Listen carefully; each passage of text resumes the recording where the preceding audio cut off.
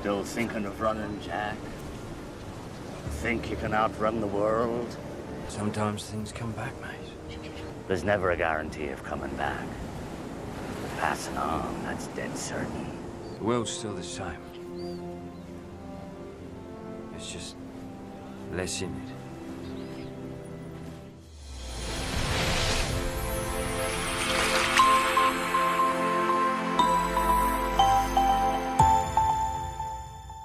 What's up, folks? My name is Sir Medieval, and today we'll be discussing some new details for Atlas pertaining to the PC Gamer article written in the December issue that we also spoke about earlier this week. Some of it we already knew or could have read from other places, but alas, it's still fun to talk about the game and hope the best for it, so without further ado, let's begin. The article starts off by talking about the elements of Atlas, starting off by going into the map size, which is said to be around 1200 times the size of Ark's setting, and that wildcard intends for that space to be able to support 40,000 concurrent players. Some recent news posted in the Discord earlier this morning pertains to the servers not being region locked either. They are going to be 100% accessible from the outside world, including countries like Korea, China, and Japan, it sounds like. And of course, as we know, the next part goes into how each region, specifically North America and Europe, will have their own PvE and PvP servers. So far, PC Gamer themselves have tested the game out with only a dozen or so people in the studio, so it's really hard to assess what things will be like when we all get in there. But we could probably expect that we'll break the server the first day. The Swarm always does. The next thing that's briefly mentioned is that Wildcard also hired dedicated infrastructure engineers to ensure the developers can add more area to the in-game play space if need be. It also appears NPCs are currently functioning just fine in the game. They were able to set sail on a giant ship with an NPC crew with them as well. They talk about the galleon they used and how it represents thousands of hours of effort and experience if they were playing normally. They might mean hundreds, because I'm pretty sure we can break that record 3 times over, especially those of you who will be on 1 to 2 week vacations during the Atlas release. The game itself has a lot of inspiration from EVE Online. It's an MMO based around piracy. Ark meets EVE Online on the high seas. There's also a survival aspect, so you need to keep yourself well fed and watered, also away from dread beasts of course, and at a reasonable temperature. Instead of tribes, we'll be getting the features of companies, which will of course grow and vie for power / territory and resources. The ability for companies to set laws to govern behavior in particular ways will arrive a few months after launch. We will be able to set taxes in the area we control. Wildcard wants the game to encourage a mixture of co-op and competition, trade and warfare. The full features list is far longer, but there's crafting, sailing of course, fishing, sea shanties, and boss type monsters that we've seen a few of already. Steering takes a bit of getting used to. The A and D keys turn the rudder to adjust your direction, but holding shift at the same time means those buttons change the direction of the sails you're facing. They ended up alternating between the rudder and the sails as they tried to bring the ship into position where another developer could take a shot. From the sounds of it, gun ports can also be opened and closed. The developer down below in the belly of the ships takes aim, checking the cannonball's flight path on a screen before firing. Hopefully there's some sort of reticle. You'll want to make sure to take into account the enemy ship so you don't waste ammo. Keyboard commands also offer varying degrees of control.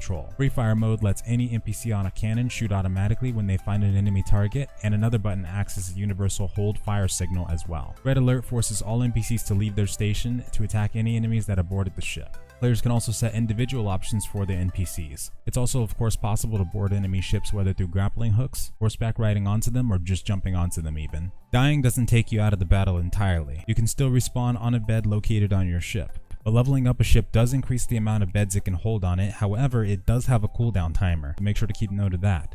Fire arrows are also a thing in which the developer uses to assault the enemy ship in their testing phases. The article also goes into a repair minigame of sorts which lets you repair the hull faster. I'm sure we'll see something like it pop up in a future video for Atlas that's coming up. Finding treasure involves matching the shape of the land in the map segment with an island in the game. The map can also be rotated slightly, so there's a light visual puzzle element. We'll have to see how this plays out. This article also describes, the farther the treasure, the more the reward. They go into the process of testing out carriages pulled by bears. Apparently you can shoot out the windows and conduct pirate drive-bys, but ships also take damage from being out at sea too long, so it looks like we'll have to be careful how long we stay out there. Unless of course there's a ton of backups to use instead.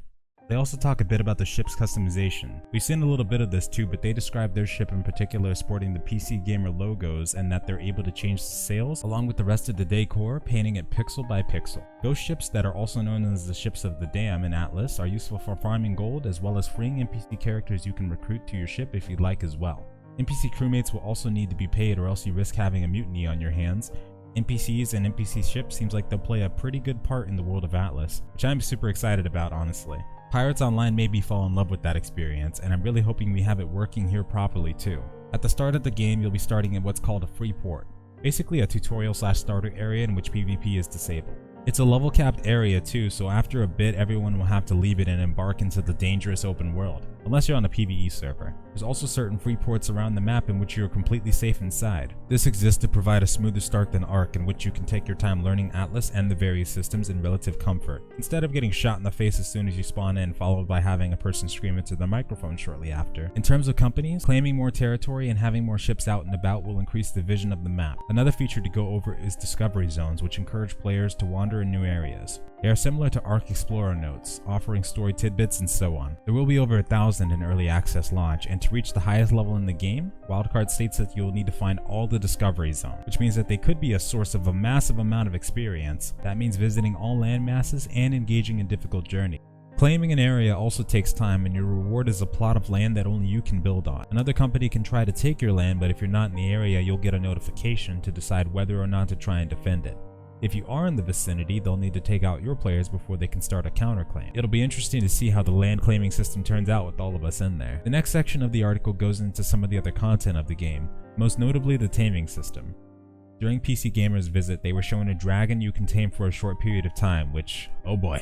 And a Cyclops, a vitamin system, the hell, skill trees, and a World War II plane that's a part of the game's modding aspiration, a cow at the top of a tower for some reason, and some information about a whole other system of magic tech involving blue ships for airships and submersibles from a now vanished golden age.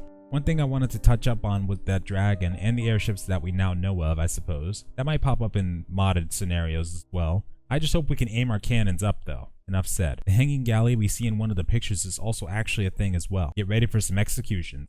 Bounties are also able to be placed on other players to assist with the culling of bloodlust. So character aging, which will apparently be in the game by the way, will be purely cosmetic at launch, but after a while it will become a game system, gradually applying buffs and debuffs to simulate the effects of time. But as we do know, there will be a fountain of youth somewhere in the world we can find. Permadeath will find us if we do not find it before we die of old age, which could take a few months, when it becomes a mechanic. And then it gets really intense, where the game will apparently in the future include a multi-generational system involving making babies with other players and raising those babies to the age of 20, at which point you'll be able to switch bodies with them and stave off death by becoming your own progeny. Chronicles of Valeria, anyone? Wildcard said that they will be learning from the experiences in Ark, specifically the mistakes that were made with it. The older game didn't struggle for sales, but it did have a volatile early access journey, unquote.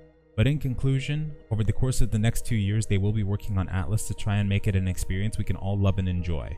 Mr. S of Wildcard hopes that the game will work so that there won't be any need for another pirate survival game, because it should in theory be able to do over time just about anything you could ever want from a first-person pirate survival. We'll have to see how this game turns out.